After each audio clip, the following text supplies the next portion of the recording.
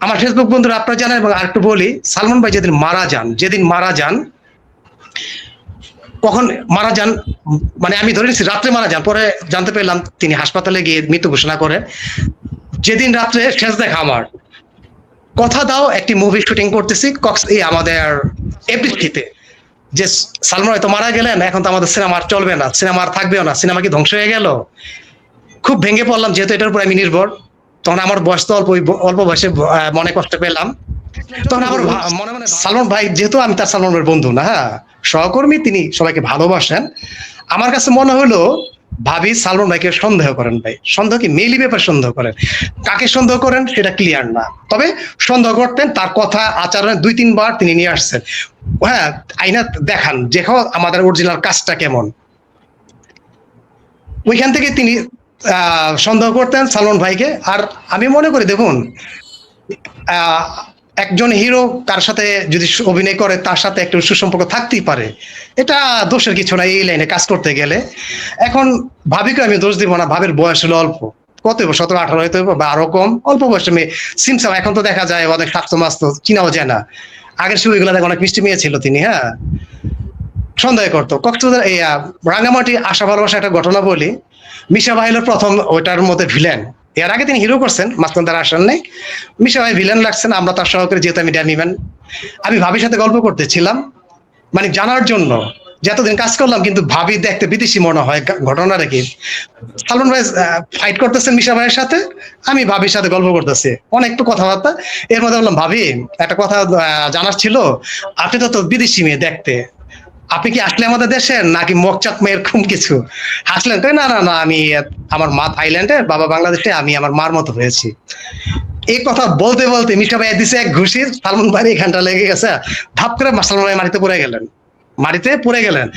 আমার সাথে কথা বলার মাঝে তিনি যে রিয়াকশনটা দিলেন, মানে কি পরিমাণ যে ভালোবাসা দুজনের, হ্যাঁ এটা সিনেমার দৃশ্যতে বোঝানো সম্ভব। ওই রিয়াকশনটা, চেয়ারতে উঠে তিনি দূরে গেলেন, সালমান ভাই অজ্ঞান হয়ে উঠে একেবারে ধরলেন, ধরার সাথে সাথে শুটিং প্যাক আপ, 4-5 জনে মিলে আমরা তার ওই যে বাংলোতে নিয়ে গেলাম। তা আমরা ভাবলাম কি সেদিন শুটিংটা প্যাক আপ, তাই আমরা চলে আসলাম। ভাবি মাথায় পানি ঠানি দিলেন বা ই করে, আর যারা সহযোগিতা ছিলেন, আমি চলে আসলাম। আমি আবার ব্রিজের ওখানে কিছু ছবি তুললাম, যে আজকে শুটিং প্যাক আপ, তো ব্রিজটা যে রাঙ্গামাটি ব্রিজটা ঘুরি। এর মধ্যে কিছুক্ষণ পরে খবর পেলাম, এই তাড়াতাড়ি আসো, সালমান ভাই শুটিং করবে। পরে সালমান ভাই এই শরীর নিয়ে তিনি শুটিং করলেন। মানে শুটিং এর ব্যাপার জানতে চাইলাম, ভাই যে আচ্ছা তো আপনি রেস্ট নেবেন, শুটিংটা কেন করলেন? তিনি বলেন, মিঠু আমি যদি রেস্ট নেই, আমার জন্য অনেকগুলো টাকা তার লস হয়ে যাবে, হ্যাঁ আমি চাই না কোনো লস হোক, হ্যাঁ সেই কারণে তিনি চলে আসলেন। সালমান কিন্তু শক্তিশালী মানুষ ছিলেন। যখনই ভাবিকে দেখছি, সালমান ভাইকে দেখছি, তাদের মধ্যে যে রোমান্টিক ভাব, যে ভালোবাসা, ভাই সত্যিকার চমৎকার একটা ভালোবাসা ছিল। আর ভাবি মাইন্ড করতেন, ওই যে ভাবে বসতাম, সালমান ভাইয়ের কথায় বসতাম, তিনি কেন শুটিং নিয়ে আসতেন, তাকে বোঝানোর জন্য, দেখানোর জন্য, দেখো এটা দুষ্টুমি, এটা খুব কঠিন কাজ। তিনি সন্দেহ করতেন, না কাকে সন্দেহ করতেন স্পষ্ট ক্লিয়ার না আমি। আর এই ব্যাপারে আমি মনে করি আমাদের ডন ভাই ক্লিয়ার বলতে পারবেন, কারণ ডন ভাই তার সাথে ছিলেন, উঠায় বসায় সহযোগিতায়, হ্যাঁ তিনি অল টাইম ছিলেন, তিনি খুব ভালো বলতে পারবেন। আমরা জাস্ট শুটিং ক্ষেত্রে যা দেখলাম তাই বলতে পারলাম। আর রাঙ্গামা কন্যাদান একটি ছবিতে আমরা শুটিং করলাম, সেই কক্সবাজার, তখন তার ফুল ফ্যামিলি আসছিলেন।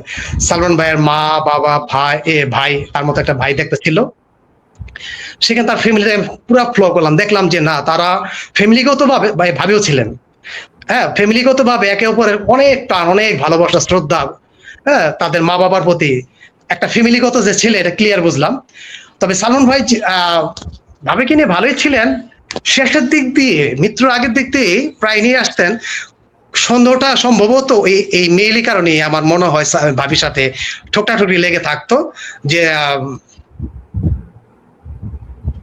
সালমান ভাই তিনি রুচিসম্মত মানুষ, তিনি যে কারোর সাথে প্রেম করবেন বা 2-4 জনের সাথে, ব্যাপারটা এরকমও না। থাকলে কিন্তু একটু ইঙ্গিত পেতাম। এখন কাকে তিনি মাইন্ড করতেন, হয়তো শাবনূর আপুর সাথে তিনি বেশি শুটিং করতেন, নাকি শাবনূর আপুকে মাইন্ড করছেন, হয়তো তার মেয়ের মনের ব্যাপার হতেও পারে, আল্লাহ ভালো জানেন, যেহেতু জানি না, কারণ আমি বদনাম করে লাভ নেই। আর যতদিন দেখছি দুজনের চমৎকার একটা সম্পর্কে ছিল। কোনোদিন ভাবতে পারি নেই যে সামিরা ভাবির মাধ্যমে সালমান ভাইয়ের একটা মৃত্যুর ঘটনা ঘটবে।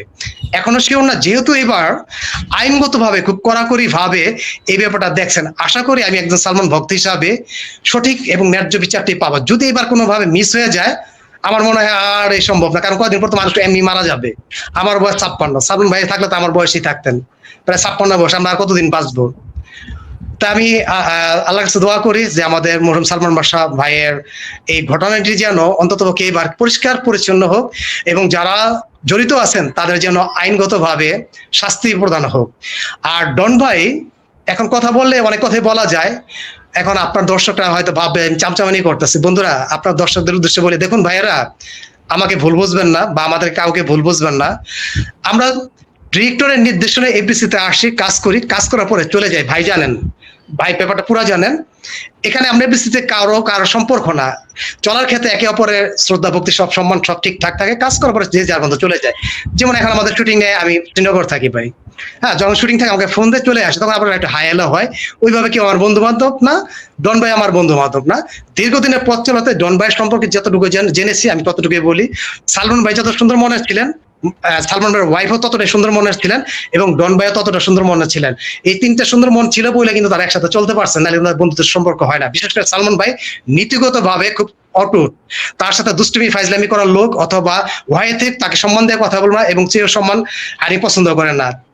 যাদের সাথে সম্মান নিয়ে চলা পছন্দ করে তাদের সাথে কিন্তু তিনি চলতেন, এবং আমার সাথে একটু বেশি কথা বলতেন। আমি চুপচাপ স্বভাবের ছিলাম, আশেপাশে নাই, এই কারণে আমাকে ইচ্ছা করে তিনি কথা বলতেন। এবং কোনো একটা খাবার দাবার ব্যাপার হলো তিনি আমাকে হাতে তুলে দেয়, একটু খাও, হ্যাঁ, এরকম। এটা আমার এখনো ডিরেক্টর প্রসেস এই কাজটা করে থাকেন। আর সালমান ভাই যতদিন ছিলেন আমাদের মাঝে, আপনারা ভক্তরা যেটা বলতেছিলাম ওই যে আমাদের ডন ভাইয়ের ব্যাপারে, দেখুন ডন ভাইয়ের ব্যাপারে যতদিন কথাবার্তা হয়েছে, তিনি একটা মিষ্টি ভাষায় হাসি খুশি নর্মাল, উনি কাউকে একটা থাপ্পড় দিচ্ছেন কিনা ধমক দিচ্ছেন কিনা সন্দেহ, তার মাধ্যমে এত বড় একটা ঘটনা ঘটছে, এটা আমি খুবই আশ্চর্য। আমি খুব অবাক দৃষ্টিতে তাকিয়ে আছি আইনের প্রতি, যে কখন শুনবে যে ডন ভাই এই কাজটি করেছে। আমি তার প্রতি ঘৃণা যত রকম ছিল এগুলো আমার চলে আসবে। দেখুন, তার সাথে আমি নেপালে কাজ করেছি, উনি গান পছন্দ করেন, হ্যাঁ, শুটিং এর ফাঁকে গান টান করতেন, সবাইকে নিয়ে এই করতেন। তারপর ব্যাংককে অনেকবার শুটিং করেছি। আমরা তো একটু ওয়ার্কিং স্ট্রিটে হাঁটাচলা করি, একটু এখানে যাই সেখানে যাই।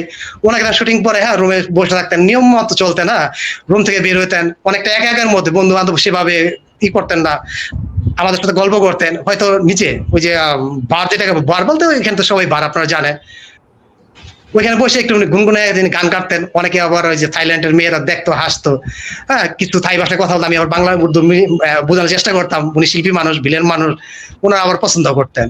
এইভাবে তাকে দেখছি। যখন তিনি মারা গেলেন, তখন এই ডন ভাইয়ের সম্পৃক্ত কথা শুনে আর ভাবির কথা শুনে আমি অবাক হলাম, যে এত ভালোবাসা, এত কিছু দেখলাম, কিভাবে সম্ভব এই কাজ সম্ভব। আমার ফেসবুক বন্ধুরা আপনারা জানেন। এবং আরেকটু বলি, সালমান ভাই যেদিন মারা যান,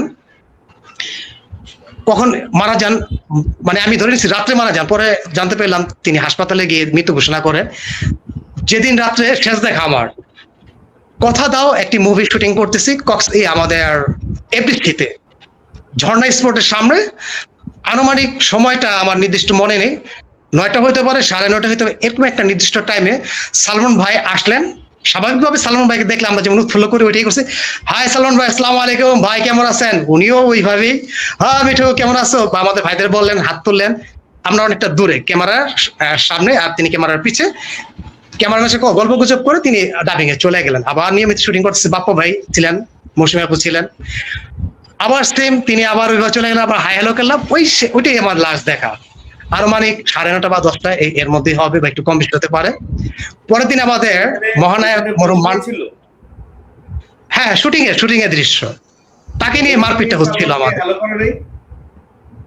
না, তখন তো একটা স্বাভাবিক ব্যাপার, এগুলো ফ্লো করি নাই। মানে আমরা গাড়ির মধ্যে, একটা জিপ গাড়িতে ছিল, ওইখান থেকে যখন আমাদের উপর লাইট ধরা হয়, ব্যাকগ্রাউন্ডে কি থাকে, সব থাকে অন্ধকার, আমরা চোখে কিছু দেখি না কে কোথায় আছে। আর এত তো মানে নির্দিষ্টভাবে দেখি না কে কি করলো। মানে আমারটা আমি বললাম, একসাথে আমরা যারা ছিলাম মারপিট শিল্পে, ওইটাই বললাম আপনাকে।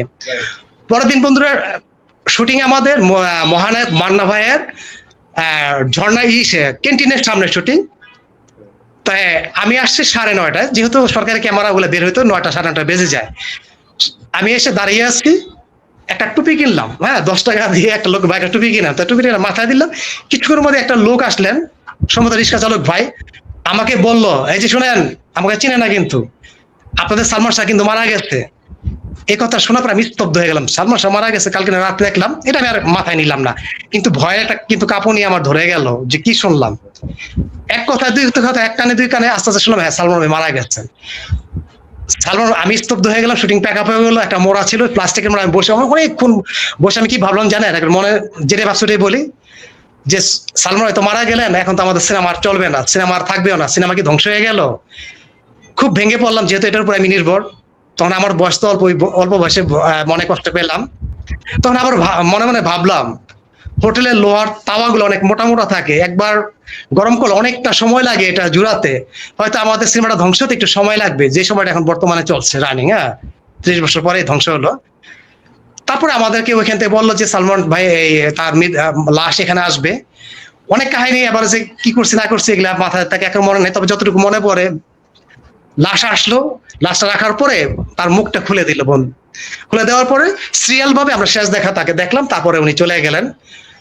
স্তব্ধ হয়ে গেল সবাই, হ্যাঁ অনেকে ভাবে হয়তো সিরিয়াস এপিসি লোকজন এটা নিয়ে তেমন কিছু না, মনে কষ্ট পায় না। দেখুন সবচেয়ে বড় ক্ষতিটা হয়েছে আমাদের আপনারা যারা ভক্ত আছেন, আপনারা তো দুঃখ প্রকাশটা চলে যেতে পারেন, আপনারা অন্য কাজে ব্যস্ত থাকেন, আপনাদের জীবন রিজিক অন্য জায়গা থেকে আসে, আমরা কিন্তু এই ফিল্মের থেকে আসে, অন্য কোনো কাজ জানি না।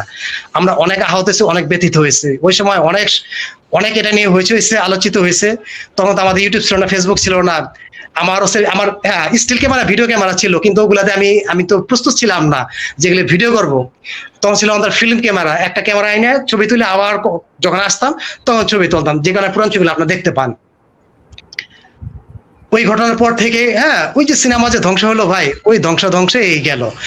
আর ডন ভাই যেটা বললাম, বিন্দু পরিমাণ বুঝতে পারি নাই যে তিনি জড়িত আছেন, পরে শুনলাম।